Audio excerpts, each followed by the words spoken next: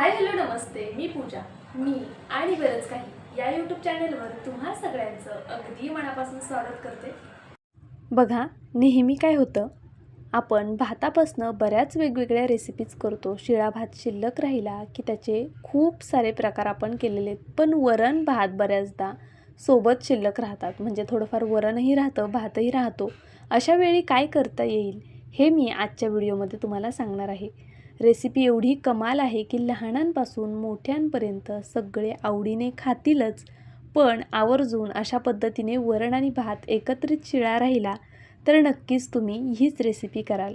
आता हे बिना फोडणीचं वरण आहे, पण जरी फोडणीचं असेल तरी टेन्शन घेऊ नका, त्या वरणाची सुद्धा तुम्ही ही रेसिपी करूच शकता. तर बघा, आज मी तुम्हाला खूप सोप्या पद्धतीने आणि खूप जास्त वेगळी अशी एक रेसिपी दाखवते आहे. त्यामुळे व्हिडिओ थोडा जरी आवडला तर नक्कीच व्हिडिओला एक लाईक करा, नवीन असाल सबस्क्राईब करा. व्हिडिओ कुठून पाहताय ते सुद्धा मला कमेंट बॉक्समध्ये कळवायला विसरू नका. आणि सगळ्यात महत्त्वाचं म्हणजे तुम्हाला या व्हिडिओमध्ये अजून काही बदल करता येतील का ते सुद्धा मला सांगा. तर बघा, चला आपण आता रेसिपीला सुरुवात करूया. शिळा भात आणि वरण तर आपण घेतलेलंच आहे, पण त्यासाठी काही पूर्वतयारी करून घ्यायची आपल्याला. त्यासाठी इथे मी एक मीडियम साईजचा कांदा घेतला आहे. तो आपल्याला अशा पद्धतीने छान बारीक कट करून घ्यायचा आहे. बघा, व्हिडिओमध्ये दाखवल्याप्रमाणे इथे कांदा मी बारीक कट करून घेते आहे. कांदा खूप मोठा ठेवायचा नाही आहे, शक्यतो बारीकच कापून घ्यायचा अशा पद्धतीने. आता भात आणि वरण थोडं आहे, त्यामुळे मी इथे एक लहान कांदा घेतला आहे. पण जर जास्त असेल किंवा तुम्हाला जास्त क्वांटिटीमध्ये हा पदार्थ करायचा असेल तर तुम्ही कांद्याची साईज किंवा क्वांटिटी वाढवू शकता. तर बघा, अशा पद्धतीने इथे मी संपूर्ण कांदा कट करून घेतला. शेजारीच तुम्हाला लसूणसुद्धा दिसत असेल, पण हा लसूण नक्की काय करायचे ते सुद्धा सांगते. तुम्हाला हवं असल्यास तुम्ही हा लसूण चिरूनसुद्धा घेऊ शकता. पण चिरण्यापेक्षा हा लसूण जर ठेचून घेतला ना तर आपण जी रेसिपी करतो आहे त्याला जास्त सुगंध येतो लसणाचा, आणि ती रेसिपी खायलासुद्धा रुचकर लागते. त्यामुळे बघा, इथे मी अशा पद्धतीने संपूर्ण हा लसूण ठेचून घेते आहे. पाहू शकता तुम्ही, अगदी या पद्धतीने मी इथे लसूण ठेचून घेतला आहे. मी पहिल्यांदाच असा स्वतःला घेऊन रेसिपीचा व्हिडिओ केलेला आहे. जर तुम्हाला आवडला तर नक्कीच मला कमेंट बॉक्समध्ये कळवा, म्हणजे जर मला शक्य झालं तर मी या पद्धतीचे व्हिडिओ नक्की करेल. बघा, इथे मी एक टोमॅटो घेतला आहे. आता हा टोमॅटोसुद्धा आपल्याला बारीक कट करून घ्यायचा आहे. इथे मी अर्ध्या टोमॅटोचाच वापर करणार आहे, कारण मगाशी सांगितल्याप्रमाणे वरण आणि भात थोडाच आहे, त्यामुळे आपल्याला इथे अर्धा टोमॅटो पुरेसा आहे. बघा, टोमॅटो मी अशा पद्धतीने छान बारीक कट करून घेते आहे. पाहू शकता, अशा पद्धतीने छान बारीकच कट करायचा, म्हणजे हा टोमॅटो रेसिपीमध्ये खाताना छान लागेल. तर इथे आपला टोमॅटो मस्त असा कट करून झालेला आहे, पाहू शकता तुम्ही. आता आपण अजून एक जिन्नस कट करूया, ते म्हणजे कोथिंबीर.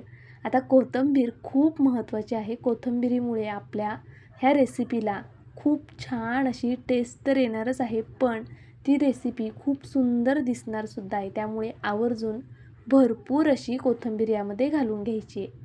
बघा, इथे मी भरपूर कोथिंबीर कट केली आहे. तर पाहू शकता, अशा पद्धतीने छान बारीक कोथिंबीर कट करून घेतली. त्यानंतरनं काय करायचं, आता फोडणी करून घेऊया. इथे बघा, गॅस चालू केलेला आहे. गॅसवरती कढई ठेवायची. कढई छान गरम होऊन द्यायची. कढई मस्त गरम झाली आहे, पाहू शकता तुम्ही. मीडियम फ्लेमवरती कढई गरम करून घेतली. त्यानंतरनं यामध्ये आपल्याला तेल घालून घ्यायचं आहे. जवळपास एक पळी इतपत मी इथे तेल घातले. जास्त तेल घालण्याची गरज नाही आहे, एक पळी तेल इनफ आहे. त्यानंतर यामध्ये आपण बारीक मोहरी घालणार आहोत. शक्यतो बारीक मोहरीच घाला, मोठ्या मोहरीचा वापर करू नका. बारीक मोहरी दाताखाली आली तरी काही वाटत नाही, पण जाड मोहरी असेल तर मग ती चांगली लागणार नाही. मोहरी घातली की लगेच जिरं घालायचं. जिरं छान फुललं की त्यानंतरनं भरपूर ठेचलेला लसूण घालायचा. या रेसिपीसाठी लसणाचा वापर थोडा जास्तीचा करायचा. जर वरणाला आधी फोडणी दिलेली असेल, त्यात लसूण आधीच घातलेला असेल तर मग इथे लसणाचा वापर कमी केलात तरीसुद्धा चालणार आहे. त्यानंतरनं आपण जो कांदा कट करून घेतला होता ना, तो इथे मी घालून घेतला आहे. बघा, मीडियम फ्लेमवरती आपल्याला हा कांदा छान परतवून घ्यायचा आहे, पाहू शकता तुम्ही अशा पद्धतीने. आणि कांदा थोडा परतवून झाला की यामध्ये मी टोमॅटो ॲड केलेला आहे. आता टोमॅटोसुद्धा आपल्याला छान असा परतून घ्यायचा आहे. जोपर्यंत टोमॅटो मऊ होत नाही तोपर्यंत इथे मी टोमॅटो परतवून घेते. बघा, या एका रेसिपीत मी तुम्हाला अजून एक रेसिपी सांगणार आहे. व्हिडिओ शेवटपर्यंत नक्कीच पहा. इथे बघा, थोडंसं मी मीठ घातलं म्हणजे कांदा टोमॅटो लवकर मऊ व्हायला मदत होते. आता मीठ घातल्यानंतर पुन्हा हे छान एकजीव करून घेते. थोडा वेळ परतवून झालेले. आता यात आपण थोडंसं हिंग घालूया. वरणामध्ये आधीच आपण हिंग घातलेलं असतं तरीसुद्धा आत्ता थोडं हिंग घालायचं आहे आपल्याला. बघा, इथे मी थोडंसं हिंग घालून घेतलं. त्यानंतरनं हे छान असं मिक्स करून घेते अशा पद्धतीने. तर पाहू शकता आपलं जो कांदा होता आणि टोमॅटो होता तो छान मऊ झाला आहे. यामध्ये आता थोडी आपण हळद घालून घेऊया. त्याचबरोबर चवीनुसार तिखट घालायचे आणि थोडीशी धना पावडरसुद्धा आपल्याला यामध्ये घालून घ्यायची. मसाले खूप बेसिक आहेत. जर तुम्ही वरणाला आधी फोडणी दिलेली असेल आणि त्यामध्ये मिरची असेल तर इथे लाल तिखट स्किप केलं किंवा कमी घातलं तरी चालणार आहे. फोडणीमध्ये थोडीशी मी कोथिंबीर घालून घेतली आणि हे संपूर्ण मसाले छान असे परतवून घेतले. 1 मिनिटभर मसाले आपल्याला परतवून घ्यायचे. त्यानंतरनं यामध्ये जो शिल्लक राहिलेला शिळा भात होता तो घालून घ्यायचा आहे. आता इथे भात शिळा नसेल तरी चालणार आहे. ताज्या भाताची सुद्धा तुम्ही नक्कीच ही रेसिपी करू शकता. बघा, इथे मी असा भात घालून घेतला. आता तुम्हाला वाटेल फोडणीचा भात करते की काय, पण नाही, आपल्याकडे वरणसुद्धा आहे. ही गोष्ट विसरू नका. आपल्याला वरणाचा सुद्धा वापर पुढे करायचा आहे. सुरुवातीला इथे मी शिल्लक राहिलेला भात घालून घेतला. आता हे छान परतून घेते. जर तुमच्याकडे वरण शिल्लक राहिलं नाही तर तुम्ही इथपर्यंतची ही रेसिपी करू शकता. मस्त असा बघा भात परतला ना तरीसुद्धा कोणीही नाश्त्याला अगदी आवर्जून खाईल आणि तेही आनंदाने खाईल, कारण हा भात परतलेला खूप कमाल लागतो. हवं तर थोडंसं लिंबू पिळलं तरीसुद्धा चालणार आहे.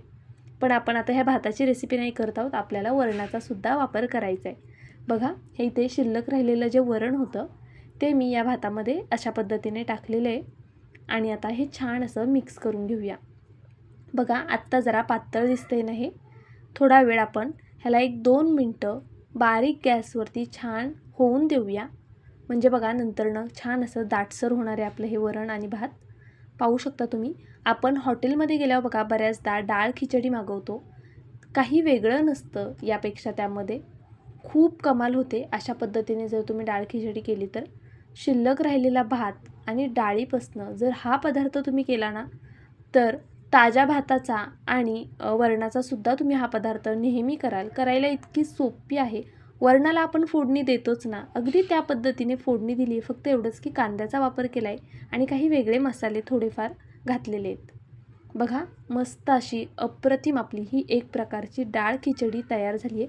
पुढे अजून एक महत्त्वाची गोष्ट सांगणार आहे, त्यामुळे नक्कीच व्हिडिओ शेवटपर्यंत पहा. तर बघा, अशा पद्धतीने मी ही आता प्लेटमध्ये काढून घेते. मी ही माझ्या मुलांसाठी केलेली आहे. वरण भात सकाळी केला होता काहीतरी 11-12च्या सुमारास आणि 3:30-4 वाजता मी त्यांना ही डाळ खिचडी करून दिलेली आहे. म्हणजे तसाच शिळासुद्धा नाही आहे आणि अगदी नुकताच केलेलासुद्धा नाही आहे. तर बघा, मस्त अशी अगदी चटपटीत ही डाळ खिचडी तयार झाली आहे. तुम्हाला माझी ही डाळ खिचडीची रेसिपी कशी वाटली प्लीज मला कमेंट करून नक्कीच कळवा. अजूनही जर व्हिडिओला लाईक केलं नसेल तर एक लाईक नक्की करा. हक्काने सांगते, एक लाईक करा. खूप एफर्ट्स घेत असतो आम्ही अशा नवनवीन रेसिपीज तुमच्यापर्यंत पोहोचवण्यासाठी. आणि त्याचबरोबर व्हिडिओ कुठून पाहताय ते सुद्धा कळवा, म्हणजे मलासुद्धा तुम्हाला थँक्यू म्हणता येईल माझा व्हिडिओ पाहिल्याबद्दल.